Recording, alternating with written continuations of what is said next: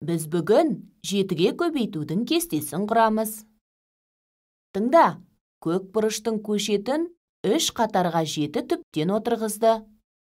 Барлығы неше түп көшет отырғызды? 7 көбейту 3 тең 21. Барлығы 21 түп көшет отырғызды. Әр қатардың мәніне 7-ні қоса отырып, 7-ге көбейтудің кестесін құруды жалғастырайық.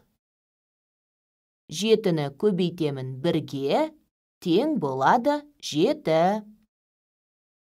Қосу 7 тең 14. 14 қосу 7 тең 21. 21 қосу 7 тең 28.